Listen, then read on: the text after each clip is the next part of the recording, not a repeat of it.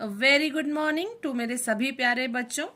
Today in the series of science class 9 chapter 12 improvement in food resources we will study about animal husbandry.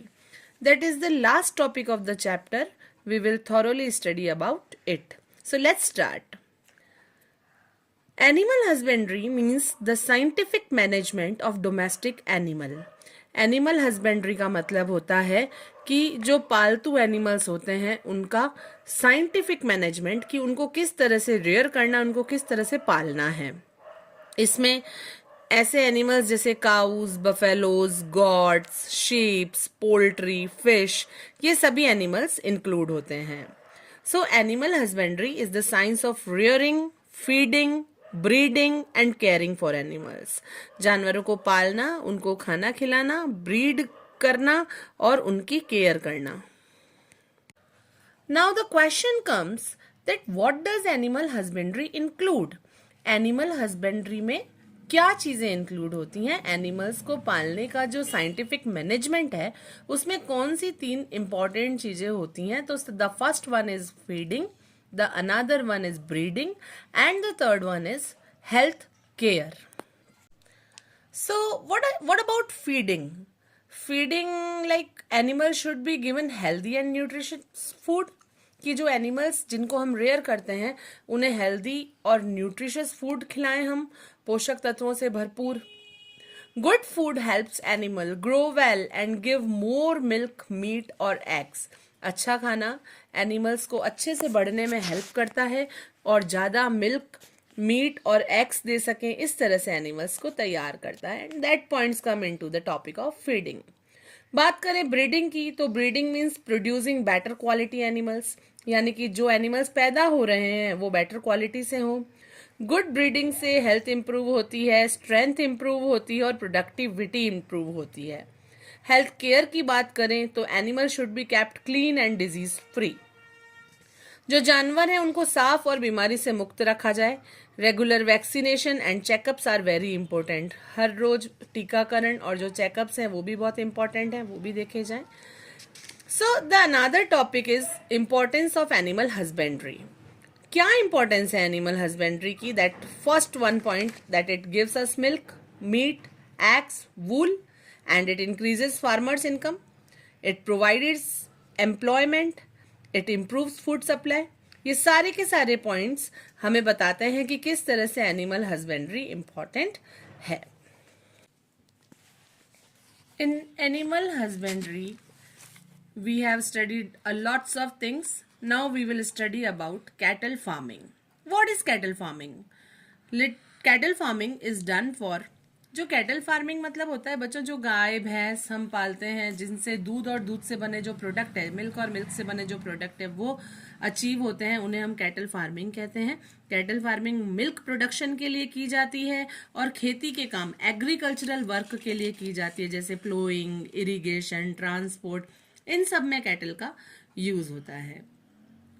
And what is the uses of cattle farming? So the uses of cattle farming is very useful for farmers because they gives us milk, they help in plowing field, they are used for irrigation, they help in transport, all that. Now there are 2 types of cattle. Cattles के 2 type होते हैं. First, milch animals. Milch animals जिन्हें milk animals भी कहते हैं, ये वो animal होते हैं जो मिल्क देते हैं, जैसे काऊ, बफेलो. एंड इन एनिमल्स को मोस्टली मिल्क प्रोडक्शन के लिए पाला जाता है. फिर बात करते हैं ड्रॉट एनिमल्स की. Draught animals it means work animals. Draught animals वो एनिमल होते हैं जो फार्म वर्क करते हैं, यानी खेतों में काम करते हैं. इनको प्लोइंग, इरिगेशन और ट्रांसपोर्ट के लिए यूज किया जाता है, जैसे बुलक्स यानी बैल. इसी सीरीज में आगे बात करें तो जो इम्पोर्टेंट इंडियन कैटल ब्रीड्स हैं, इंडियन कैटल जो पाए जाते हैं उनकी जो ब्रीड्स हैं, उनमें सबसे बढ़िया कैटल ब्रीड है साहिवाल, रेड सिंधी एंड गिर.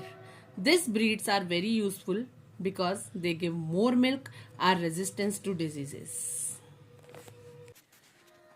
Now the another topic of feeding of cattle. So what processes are going in feeding of cattle we will study thoroughly. Why proper feeding is necessary? क्यों जानवरों को अच्छे से खिलाना जरूरी है? उनकी गुड हेल्थ के लिए, फॉर मोर मिल्क प्रोडक्शन, ज़्यादा से ज़्यादा दूध मिल सके इसलिए, ग्रोथ के लिए और रिप्रोडक्शन के लिए. टाइप ऑफ कैटल फीड की बात करें तो कैटल फीड मोस्टली 2 टाइप के होते हैं. एक होता है रफेज, जिसमें फाइबर बहुत ज़्यादा होते हैं, जैसे हे, स्ट्रॉ, ग्रास, ये जितनी भी घास की जो स्पेसेस होती हैं वो रफेज में काउंट होती हैं और ये कैटल फीड के लिए बहुत इंपॉर्टेंट होती हैं. उसके बाद बात करते हैं कंसनट्रेट्स की. प्रोटीन्स में रिच होते हैं, कार्बोहाइड्रेट्स होते हैं, फैट्स होते हैं जैसे grains, oils, cakes. Now balance diet जो है वो एनिमल्स के लिए बहुत ज़्यादा इम्पॉर्टेंट है. और अब बात करते हैं ब्रीडिंग ऑफ कैटल के बारे में कि ब्रीडिंग क्या है. ब्रीडिंग मतलब प्रोड्यूसिंग बेटर क्वालिटी एनिमल्स. जो एनिमल्स पैदा हो रहे हैं, जो एनिमल्स जन्म ले रहे हैं, उनकी क्वालिटी बहुत अच्छी हो सके. 2 मेथड्स हैं ब्रीडिंग के. एक है natural breeding, natural mating between animals, जिसमें नेचुरल क्रॉस फर्टिलाइजेशन करवाकर एनिमल्स के बीच में ब्रीड को लिया जाता है. सेकंड होता है आर्टिफिशियल इंसेमिनेशन. इसमें आर्टिफिशियली तरीके से कैटल्स की ब्रीडिंग करवाई जाती है. जो हेल्दी मेल होता है एनिमल्स में, उनके सीमेन को लेकर उसे फीमेल में इंजेक्ट कर दिया जाता है. आर्टिफिशियल इंसेमिनेशन हेल्प करता है मिल्क यील्ड को इम्प्रूव करने में, डिजीजेस को कंट्रोल करने में, टाइम और कॉस्ट को सेव करने में. And now the another topic is poultry farming. What is poultry farming? Rearing of birds for eggs and meat is called poultry farming. हम जब birds को पालते हैं एग और मीट अचीव करने के लिए, उसे पोल्ट्री फार्मिंग कहते हैं. कॉमन पोल्ट्री बर्ड्स जैसे हैन, डक, टर्की, ये वो कॉमन पोल्ट्री बर्ड्स हैं जिन्हें हम मोस्टली एग रेयर करने के लिए, एग अचीव करने के लिए रेयर करते हैं. पोल्ट्री ब्रीड्स में हम बात करें तो 2 तरह की ब्रीड्स होती हैं. एक होती हैं लेयर्स, जिसे एग प्रोडक्शन के लिए यूज़ किया जाता है, और दूसरा होता है ब्रॉयलर्स, जिसे मीट प्रोडक्शन के लिए यूज़ किया जाता है. ब्रॉयलर्स को जो खाना होता है वो बहुत रिच प्रोटीन और विटामिन का चाहिए होता है. फिर हम बात करते हैं पॉइंट नंबर 6, जो है पोल्ट्री केयर एंड डिजीजेस. इन पक्षियों की हम केयर कैसे करें, इन्हें बीमारियों से कैसे बताएं, उसमें हम पढ़ते हैं पोल्ट्री मैनेजमेंट, जिसमें इंक्लूड होता है proper housing, proper feeding, disease control. Common poultry diseases जो है वो है वायरल, बैक्टीरियल और फंगल. वैक्सीनेशन जरूरी है इन सारी बीमारियों से बचने के लिए. Point number 7, that is fish production.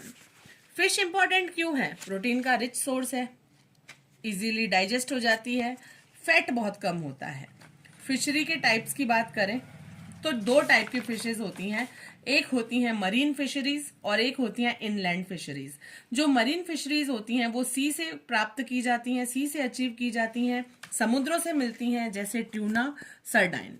Inland fisheries ताजे पानी की झीलों में पाई जाती है, जो पॉन्ड्स, रिवर, लेक्स, इन सब से मिलती है. उसके बाद हम बात करते हैं कंपोजिट फिश कल्चर.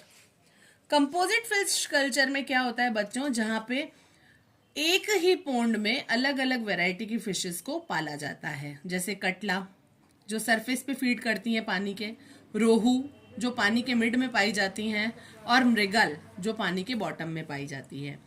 ये फिश की यील्ड को इंक्रीज करती हैं. The next topic is bee keeping, यानी मधुमक्खी पालन, जिसे हम एपीकल्चर भी कहते हैं. What is apiculture? Rearing of honey bees, मधुमक्खी को पालना हनी के लिए और उसके वैक्स को यूज करना is called apiculture. Bee keeping से जो प्रोडक्ट मिलते हैं वो है हनी एंड बी वैक्स, और जो इम्पॉर्टेंट बी स्पेसिस हैं वो है apis indica and apis mellifera. Bee keeping also help in pollination of crops. Crops के पॉलिनेशन में भी बी मधुमक्खी पालन बहुत हेल्प करता है. And the another topic is animal health care. Why animal health is important?